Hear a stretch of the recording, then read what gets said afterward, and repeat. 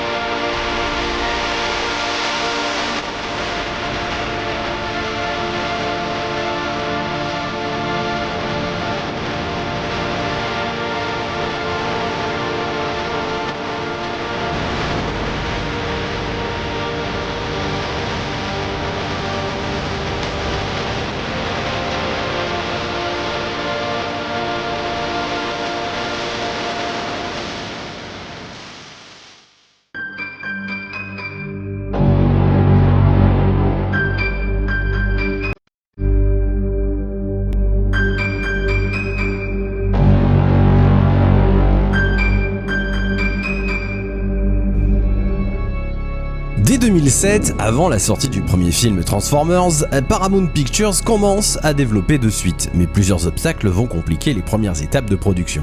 D'abord la grève des scénaristes de 2007 et 2008, puis la menace de grève potentielle des réalisateurs.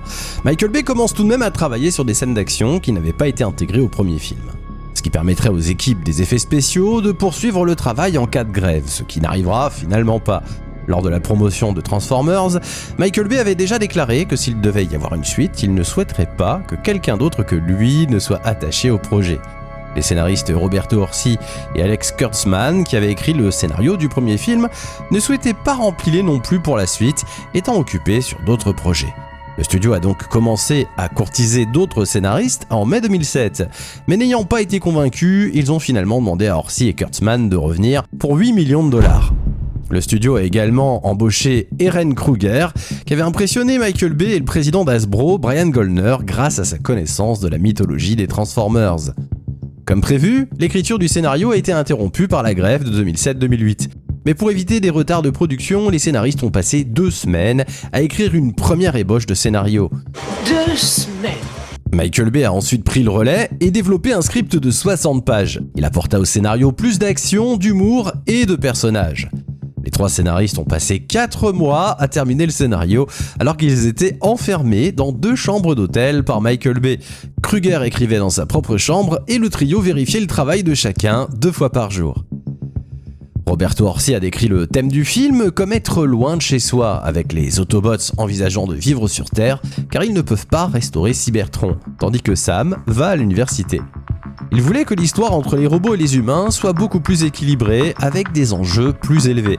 Orci a ajouté davantage d'humour, avec plus de blagues, en les équilibrant avec une approche plus sérieuse de l'intrigue de la mythologie des Transformers. Et Michael Bay voulait plaire aux fans en rendant le film plus sombre, tout en conservant un ton familial. Pour cette suite, il voulait que ce soit encore meilleur que le premier, car les gens sont souvent déçus par les suites. Il a donc fait croire aux équipes qu'il ne réaliserait pas un 3e épisode, afin que le scénariste écrive ce film comme si c'était le dernier. Tout en avouant qu'avec ou sans lui, la franchise ne s'arrêterait pas. Le scénario de Transformers 2 commence en Égypte, à Gizeh, bien avant la construction des pyramides, et s'achève également au même endroit, à notre époque, par un affrontement final entre les Transformers. Michael Bay a expliqué qu'il avait toujours voulu savoir comment les pyramides avaient été érigées, et il en donne une explication dans le film. En septembre 2007, Paramount officialise la date de sortie pour Transformers 2 à juin 2009. Le film est doté d'un budget de 200 millions de dollars, soit 50 millions de dollars de plus que le premier. Certaines des scènes d'action qui n'avaient pas été retenues pour le premier film sont incorporées pour cette suite. Le producteur Lorenzo Di Bonaventura déclara plus tard qu'il avait été envisagé de filmer 2 suites simultanément, mais finalement, B a préféré se concentrer sur un film à la fois. Avant la sortie du premier Transformers, l'un des producteurs, Tom DeSanto, évoqua l'idée d'introduire les Dinobots, tandis que B voulait inclure un Transformers qui se transforme en porte-avions, concept qui a finalement été abandonné. Orsi a admis ne pas aimer les dinosaures, mais sans écarter la possibilité d'inclure des Dinobots dans un futur film. Et lorsqu'on l'interrogea sur le sujet, Michael Bay déclara qu'il détestait les Dinobots et qu'il n'avait jamais été envisagé de les inclure dans l'un des films de la saga. Bon ça c'était à l'époque. Pour garder secret le scénario et mieux surprendre les spectateurs, peu de membres de l'équipe ont eu accès au script dans son intégralité. Certains passages de l'histoire ont également été changés exprès dans des versions destinées à des personnes connues pour leur manque de discrétion. De fausses feuilles de service avec des scènes et des personnages factices ont donc été abandonnées volontairement sur les lieux de tournage. Michael Bay déclara au magazine Empire que Megatron ne serait pas ressuscité, affirmant que sa nouvelle forme de tank n'avait été conçue que pour faire des jouets. Mais Bay avoua finalement qu'il y avait eu moins de fuites qu'il ne l'avait imaginé. Le tournage de Transformers 2 s'est déroulé de juin à novembre 2008. Inspiré par les séquences tournées en IMAX dans The Dark Knight de Christopher Nolan, 3 scènes d'action du film ont donc été tournées à l'aide de caméras IMAX. Ce qui explique les changements de ratio dans ces 3 séquences pendant le film. En revanche, Bay refusa d'utiliser les caméras IMAX 3D car il trouvait la 3D trop gadget. L'équipe s'est déplacée à Philadelphie le 9 juin où elle a tourné dans une centrale électrique et à Chancellor Street pour sa ressemblance avec les rues parisiennes. Pour les scènes tournées à l'université, le tournage a été transféré à Princeton le 22 juin. Cependant, ni l'université de Pennsylvanie ni Princeton n'ont donné à Bay la permission d'être nommé dans le film, en raison d'une scène que les 2 institutions ont jugé ne pas représenter l'école, dans laquelle la mère de Sam mange des brownies au cannabis. Le tournage de la bataille de Shanghai s'est ensuite poursuivi à Long Beach en Californie, et après 18 semaines passées sur le sol américain, la production de Transformers 2 déplaça ses équipes sur un autre continent. Pour ces 2 dernières semaines, avec au programme l'Égypte, la Jordanie, la France et enfin la Chine. Ces scènes tournées en dehors des États-Unis permettent de donner un cachet authentique au film, car tout le reste, déjà en boîte, avait été filmé dans divers États américains, et notamment les séquences avec les pyramides de Gizeh reconstruites en studio à Los Angeles. Le tournage en Égypte a duré 3 jours sur le site des pyramides de Gizeh et de Luxor. Un tournage très secret, avec sur place 150 Américains et plusieurs dizaines d'Égyptiens. Un tournage historique, puisque la dernière autorisation de tournage en ces lieux datait de 1984. Michael Bay a déclaré qu'il avait trouvé le climax du premier film pas assez fort, parce qu'il avait été tourné dans 5 pâtés de maisons différents, ce qui rendait l'action confuse et difficile à suivre. Sur ce film, la bataille finale en Égypte a donc été conçue pour faciliter le suivi de l'action. L'équipe se déplaça au pied de la 3e pyramide, celle de Mykérinos, désertée par les touristes, bien que son accès ne soit pas officiellement interdit. Dans une scène, John Turturro, de retour dans son rôle de l'agent Simons, doit escalader la pyramide sur quelques blocs de pierre, ce qui n'avait pas été fait depuis une bonne trentaine d'années. Pour cette scène, une grue de caméra de 15 mètres de haut a été utilisée sur place. Pour les robots, parmi les petits nouveaux, Michael Bay a eu l'idée d'ajouter 2 frères jumeaux qui n'arrêtent pas de se chamailler. Bumblebee de son côté est devenu plus sérieux, refusant de quitter le garage des parents de Sam. Un nouveau méchant impressionnant nommé Devastator fait également son apparition, et un vieux Transformers qui perd boulons et vis à chacun de ses mouvements. Et c'est John Turturro qui lui prête d'ailleurs sa voix en VO. Durant le tournage, Shia LaBeouf a encore été soumis à rude épreuve, où il ne se passe pas un jour sans qu'il ne court. La plus grosse explosion jamais filmée a été tournée au Nouveau-Mexique, une explosion nécessitant près de 2300 litres d'essence, avec des acteurs courant au beau milieu de la scène. Shia LaBeouf s'est d'ailleurs abîmé la main dans un accident de voiture hors tournage, et 15 jours à peine après son opération, l'acteur était déjà de retour sur le plateau. Des ajustements de scénario ont donc été effectués pour inclure sa blessure dans le film. Quelques semaines plus tard, il se blessait à nouveau et recevait cette fois 9 points de suture à la paupière.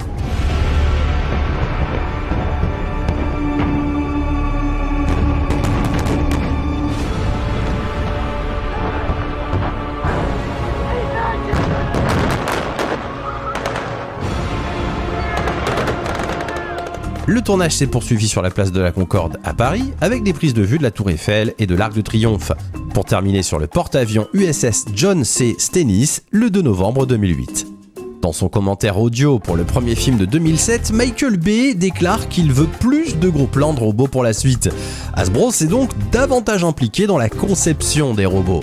La société a suggéré au cinéaste que la combinaison des robots soit le principal attrait de cette suite, mais tout en conservant les modes alternatifs de certains des personnages de retour, afin de ne pas avoir à changer tous les jouets. Bay a utilisé un vrai F-16 et des tirs de chars lors du tournage des batailles. De nombreuses nouvelles voitures Autobots fournies par General Motors étaient de couleurs vives, afin de les rendre facilement reconnaissables à l'écran. Au final, Transformers La Revanche comporte 46 robots, alors que le premier film en comptait 14. Les producteurs s'attendaient à ce que les Transformers aient un rôle plus important, grâce au budget plus élevé et à leurs expériences sur les effets spéciaux. Michael Bay espérait inclure plus de gros plans des visages des robots, les têtes devaient donc être conçues avec plus de pièces afin d'exprimer les émotions d'une manière plus convaincante. Le tournage en IMAX a nécessité jusqu'à 72 heures pour restituer une seule image d'animation. Alors qu'ILM avait utilisé 15 téraoctets pour Transformers, ils en ont utilisé 140 pour cette suite. L'effet le plus compliqué à réaliser ne concerne pas les robots, mais la destruction de la pyramide, qui apparaît dans environ 5 plans et a nécessité 7 mois pour animer les différents blocs de pierre. L'animation du robot géant Devastator occupait plus de 85% des espaces disques d'ILM. La complexité de cette scène et la nécessité de la rendre en résolution IMAX ont même fait crasher un ordinateur. De son côté, la société de James Cameron, Digital Domain, s'est occupée du travail sur les personnages secondaires, y compris la transformation d'Alice lorsqu'elle quitte son déguisement humain pour prendre son identité robotique. Le début, montrant un gros plan de son visage alors que sa peau se déchire, a pris 3 mois à 5 animateurs pour le terminer. Au casting, on retrouve Shia LaBeouf dans le rôle de Sam Witwicky, Megan Fox dans le rôle de Michaela Bance, la petite amie de Sam, Josh Duhamel dans le rôle du Major William Lennox, le ranger de l'armée américaine qui a créé le Nest pour aider les Autobots dans leur combat contre les derniers Decepticons, Tyrese Gibson dans le rôle de Robert Epps, sergent-chef de l'US Air Force, John Turturro dans le rôle de Seymour Simons, l'ancien agent du secteur 7, et Ramon Rodriguez dans le rôle de Leo Spitz, un colocataire de Sam à l'université qui tient un blog de conspiration en ligne et est obsédé par les Transformers. Comme pour le premier film, la musique a été composée par Steve Jablonsky, qui a retrouvé le réalisateur Michael Bay pour enregistrer sa musique avec un ensemble de 71 musiciens.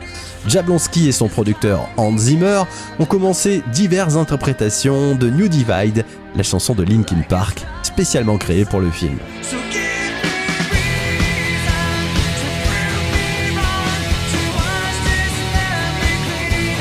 Linkin Park, qui a d'ailleurs présenté leur tout nouveau titre pour la première fois en live lors de la première du film au Fox Theater de Westwood Village le 22 juin. La sortie IMAX comprenait des scènes supplémentaires de séquences de combat entre les robots qui n'étaient pas présentes dans la version ciné normale.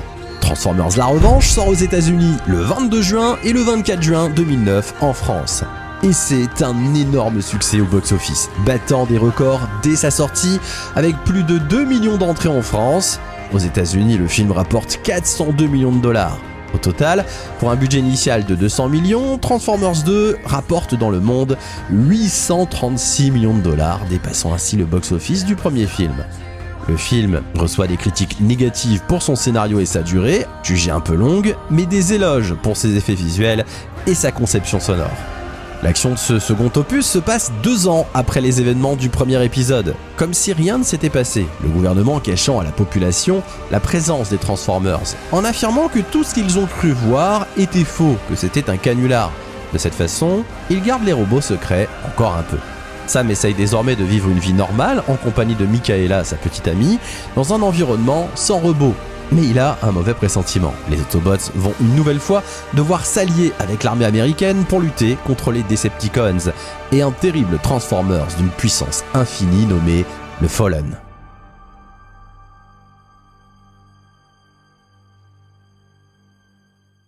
Le prologue se déroule 17 000 ans avant Jésus-Christ, nous montrant que les Transformers étaient déjà là. Après les événements du premier film, les Autobots travaillent avec les militaires et traquent ce qui reste des Decepticons. Les effets visuels sont toujours aussi bluffants, on sent qu'ils se sont nettement améliorés. Dans un déluge d'explosions, Synthwave et Optimus tuent un Decepticon qui, avant de mourir, leur parle du Fallen.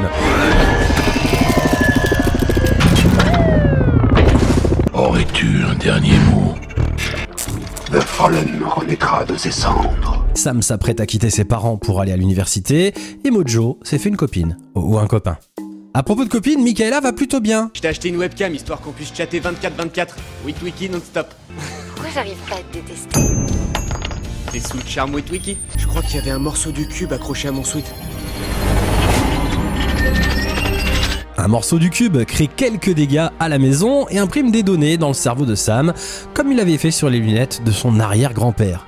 Le lieutenant Galloway, nommé par le président, vient se mêler des affaires de Lennox et sous-entend que la présence des Autobots est la cause de celle des Decepticons. Qu'arrivera-t-il si nous partons? Et que vous vous êtes trompé? Sam fait la connaissance de Léo, son coloc de chambre à l'université, qui a la voix de Justin Timberlake. Boum, calendrier chaton. J'ai commencé comme ça et aujourd'hui, faut voir grand ma poule. Les médias nous embrouillent la tête, ils nous racontent que des conneries. J'ai acheté ça à des petits jeunes qui vendent des gâteaux pour l'environnement. C'est mon jour sans diète, j'avale ce que je veux. Et Judy, la mère de Sam, se fait un trip avec du space cake. Les séquences de comédie alternent avec les scènes qui mettent en place l'intrigue du film autour des Transformers. Sam a des visions et se fait draguer par une jolie blonde prénommée Alice. La DSL et le téléphone à un prix vraiment transparent. Car avec Alice, tout est clair. Mais elle a plus qu'une offre internet à lui offrir, alors que Bumblebee fait son arrivée pour emmener Sam.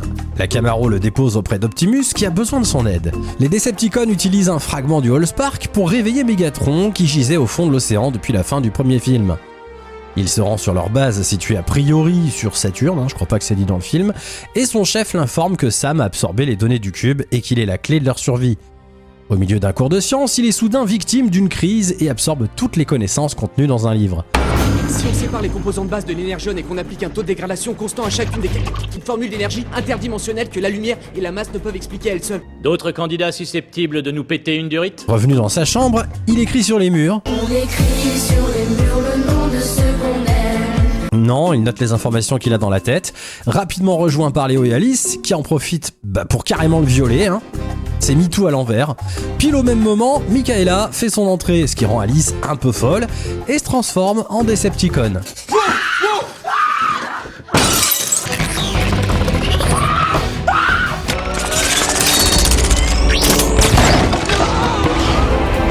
S'ensuit une course-poursuite avec des séquences toujours plus folles, la voiture se faisant héliporter par Megatron qui cette fois n'est pas venu pour plaisanter. Alors qu'il est sur le point de se faire disséquer, les Autobots débarquent pour sauver Sam.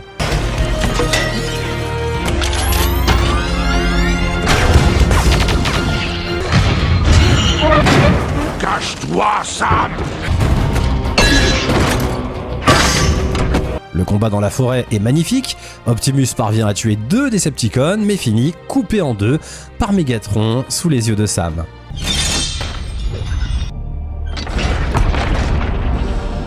Sam! Cours! En vacances à Paris, les parents de Sam mangent des escargots et sont témoins de l'arrivée de plusieurs Decepticons façon Armageddon, et le mystérieux Fallen fait son entrée façon Zod dans Man of Steel. Vous n'êtes pas seul dans cet univers. Comme vous venez de le voir, nous pouvons anéantir vos villes à volonté. Et à partir de ce moment, le scénario va un peu partir dans tous les sens, puisque Léo les emmène voir Robo Warrior, qui n'est autre que l'ancien chef du secteur 7, l'agent Simons, qui tient une boucherie. Malgré sa rancune, Simons leur confie que des Transformers sont sur Terre depuis très longtemps. Alors il en profite pour montrer son derrière, et Willy, le petit robot pervers que Michaela tenait dans sa boîte, leur indique que seul un de ses anciens robots peut déchiffrer les symboles. Il les conduit au musée et leur indique un vieil avion de type Blackbird que Sam ranime grâce au fragment du Allspark. Il s'agit d'un Decepticon un peu bougon nommé Jetfire, mais passé depuis du côté des Autobots. Sam lui montre les signes qu'il voit et Jetfire téléporte le groupe en Égypte. Il leur révèle que dans le passé, les Transformers étaient dirigés par Seth Prime. À l'aide d'une machine, la faucheuse d'étoiles, ils pouvaient détruire les soleils pour produire de l'Energon, la source d'énergie des Transformers. À condition de ne jamais détruire une étoile d'un système habité. Mais l'un d'eux, le Fallen, décida de violer cette règle avec la Terre. Pour l'en empêcher, les 6 autres Primes s'emparèrent de la matrice de commandement, la clé d'activation de la faucheuse d'étoiles, et la dissimulèrent dans un tombeau créé en combinant leurs propres corps. Le Fallen veut retrouver cette matrice, et seul un Prime peut le vaincre. Sam a donc l'idée de trouver lui-même la matrice afin de ranimer Optimus. Avec l'aide de Simons, Sam contacte Lennox et les anciens membres du Nest pour amener le corps d'Optimus en Égypte. Sur le trajet, ils sont arrêtés à un barrage par un Oompa Loompa. Pourtant, si tout va pour le mieux, ça peut bien le transformer un peu. Et sont repérés par une caméra de surveillance qui permet aux Decepticons de les localiser. L'armée américaine, informée par Lennox, décide également d'envoyer des renforts. Grâce aux indications de Jetfire, le tombeau des Primes est trouvé à Petra, en Jordanie, ainsi que la matrice qui tombe en poussière. Sam en récupère tout de même les restes et part avec Michaela, Simons et Léo à bord de Bumblebee rejoindre les zones de largage où se sont retranchées l'équipe de Lennox et les Autobots autour du corps d'Optimus Prime. Starscream les intercepte et brouille les communications radio des militaires. Le groupe de Sam est alors contraint de se séparer, Bumblebee éloigne les Decepticons, Simons et Léo jouent les appâts à bord des jumeaux déguisés en Chevrolet, moins classe que les Camaro quand même, tandis que Sam et Michaela partent rejoindre Optimus Prime. Megatron débarque alors à son tour et ordonne aux Decepticons de passer à l'attaque. 7 véhicules de chantier Decepticons fusionnent alors en un gigantesque robot nommé Devastator que les jumeaux tentent de stopper. Sam et Michaela parviennent à échapper aux premiers assauts et retrouvent les parents pris en otage par Rampage. Heureusement, Bumblebee intervient et sauve tout le monde. Grâce au repérage d'un drone, l'armée américaine peut enfin lancer ses propres chars, des chars Abrams qui entrent en scène pour appuyer la zone de largage, ce qui permet à Sam et Michaela de rejoindre Lennox. Jetfire rejoint lui aussi la position et détruit 2 Decepticons, notamment Scorponok, mais il est lui-même endommagé. Pendant ce temps, Devastator grimpe sur une des pyramides et en détruit le sommet, révélant la machine du Fallen. Simons parvient toutefois à guider un destroyer de l'US Navy qui détruit l'énorme robot en lui tirant dans les... ouais, voilà.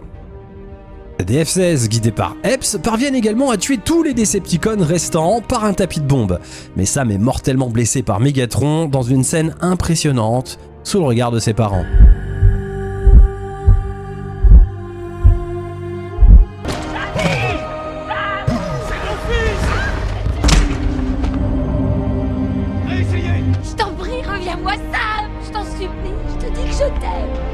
Alors qu'il est dans le coma, Sam a une vision des Primes lui révélant qu'il mérite la matrice pour ses actions. Sam revient alors à lui, et la matrice se recompose. Il la fixe alors dans le Spark d'Optimus, qui est ainsi ramené à la vie. Et le Fallen profite de l'occasion pour récupérer la matrice, se téléporter en haut de la pyramide et activer la machine. Je réclame votre soleil!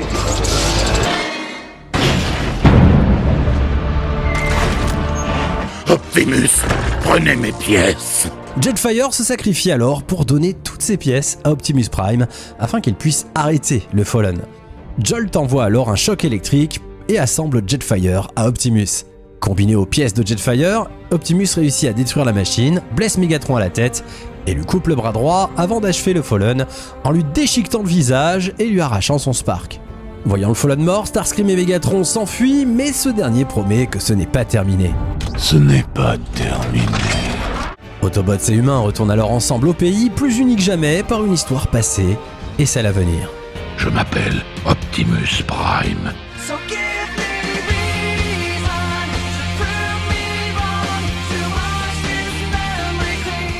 Le film est sorti il y a 15 ans, on a l'impression qu'il est sorti hier, je veux dire il fout une claque. À la plupart des films qui sortent au cinéma aujourd'hui, c'est juste hallucinant, les effets spéciaux, le design sonore, les scènes de baston, les scènes de bataille dans la forêt sont incroyables, les scènes à la fin aussi avec les pyramides, alors peut-être parce qu'ils ont fait leurs effets spéciaux à partir justement d'images réellement tournées sur place en Égypte, y a pas de souci, mais quoi qu'il en soit, ça le fait, le film il a pas pris une ride, en revanche là où Transformers 2 pêche un petit peu, c'est sur son scénario.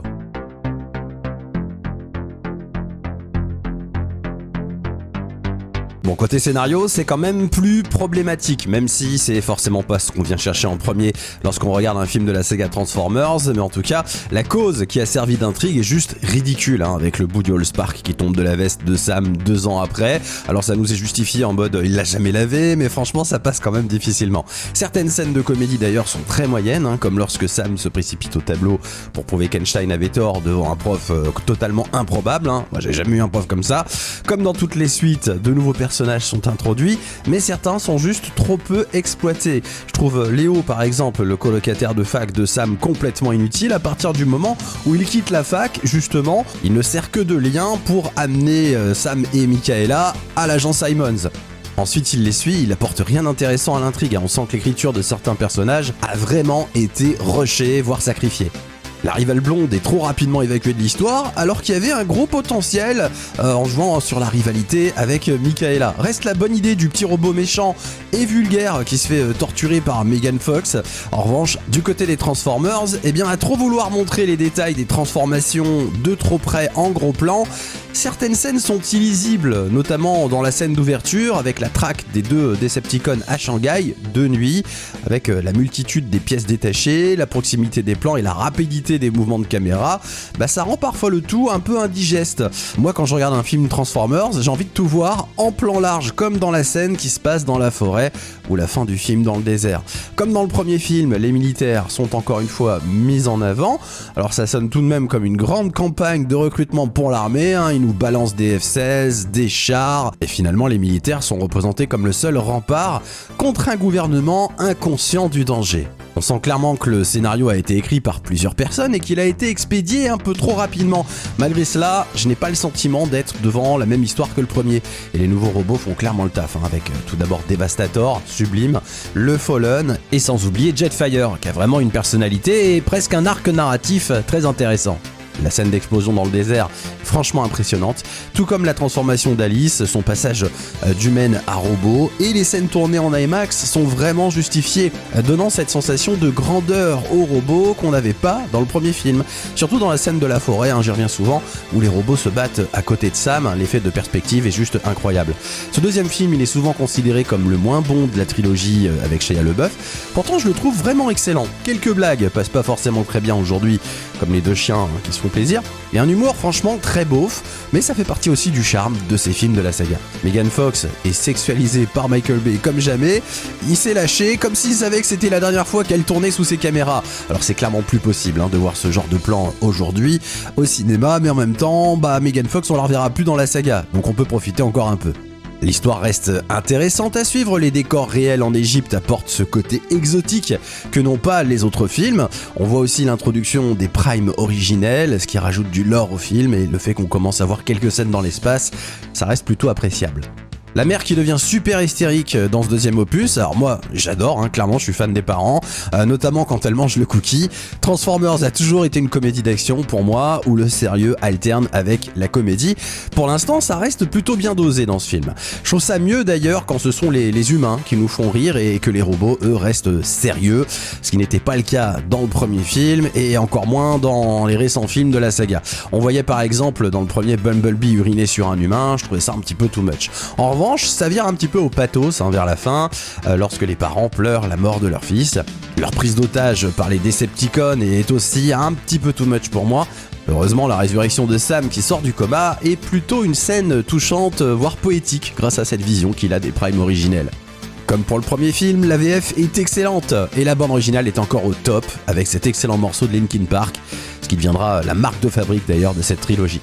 Transformers 2 reste un film visuellement impressionnant qui surpasse le premier par l'ampleur de ses scènes d'action et du nombre de scènes de bataille. Michael Bay sait nous en mettre plein la vue, il a une idée quasiment à chaque plan et quand il filme dans le désert en plan large avec les robots qui se battent au milieu, on se rend mieux compte de leur taille écrasante. Les effets spéciaux, les cascades, les plans sont vraiment à couper le souffle pour n'importe qui. Niveau beauté visuelle, il n'y a rien à reprocher à ce film. L'affrontement au pied des pyramides est tout simplement grandiose, sûrement parce que les scènes justement ont été tournées vraiment sur place, en décor réel, comme pour le premier film, et qu'on est ici devant les vraies pyramides en Égypte. Le Devastator est non seulement une véritable prouesse technique, mais surtout fascinant par sa taille et son pouvoir d'aspirateur géant. Ce film, c'est un plaisir coupable XXL, comme on n'en fait plus aujourd'hui, et malgré les problèmes dans son scénario, ça reste pour moi une très bonne suite.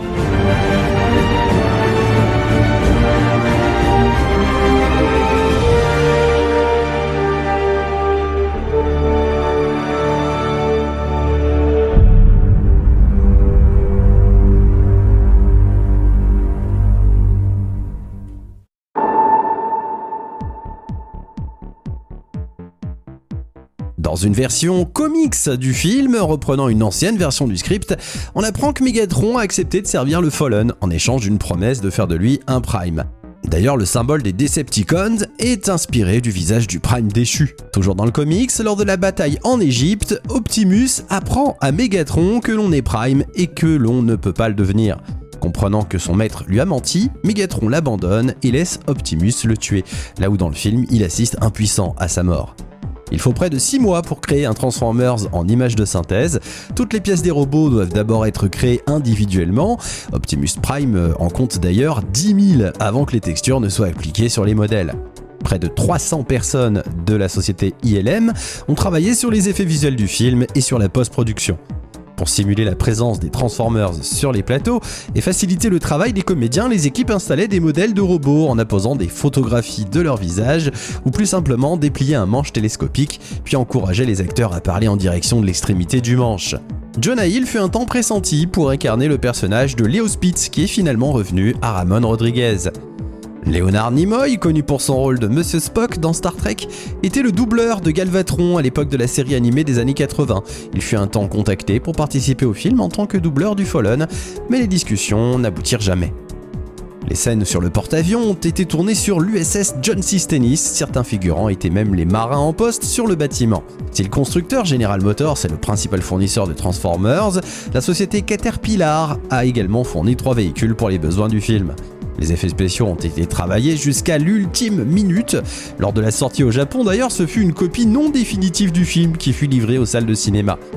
Dans la première bande-annonce, un plan furtif montre la tour Eiffel placée au nord de la place de la Concorde, erreur qui n'a pas manqué d'être pointée du doigt par les fans. Comme pour le premier volet, Transformers 2 a été décliné en jeu vidéo sur quasiment toutes les consoles du marché. Le jeu est sorti sur PC, PlayStation 2 PSP, Xbox 360, PlayStation 3 et Nintendo Wii. Dans la chambre de Sam Witwicky figure une affiche de Bad Boys, réalisée bien sûr par Michael Bay. On peut également voir un poster de Cloverfield, dont le premier teaser avait été diffusé dans les salles américaines juste avant le premier Transformers.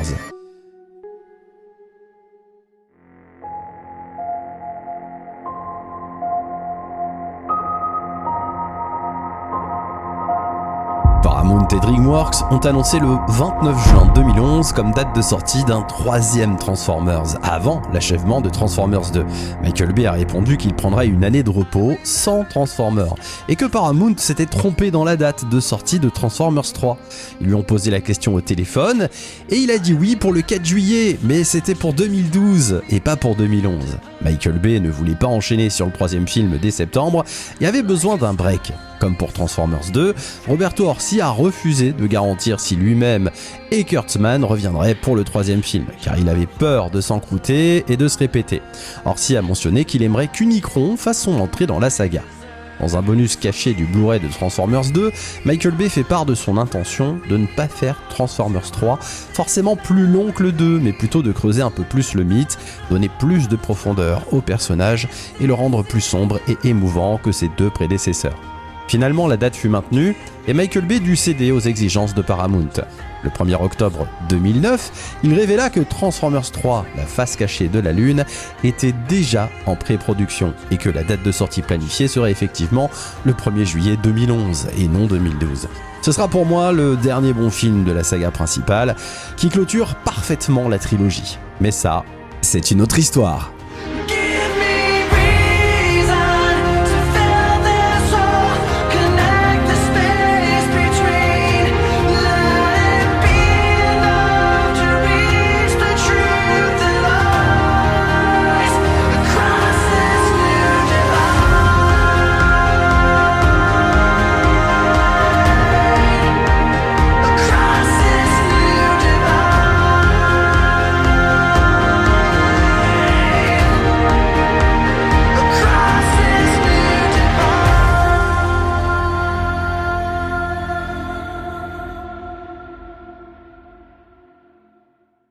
Merci d'avoir regardé cette vidéo jusqu'à la fin. Si ça vous a plu, je vous invite bien sûr à liker comme d'habitude, à partager cette vidéo autour de vous et à me laisser en commentaire votre avis sur le film Transformers 2, votre regard sur la saga Transformers 15 ans plus tard. On va se retrouver la semaine prochaine pour parler bien sûr de Transformers 3, la face cachée de la Lune, qui est le film de la saga qui a eu le plus de succès au box-office, mais c'est pas pour autant que ça en fait un meilleur film que les deux premiers. On va pas se fier simplement au box-office, on va analyser avec le recul le film comme d'habitude sur la chaîne, et si c'est pas déjà fait, je vous invite bien sûr à vous abonner, ça reste gratuit et ça soutient beaucoup mon travail pour vous proposer toutes ces histoires autour de nos films cultes préférés.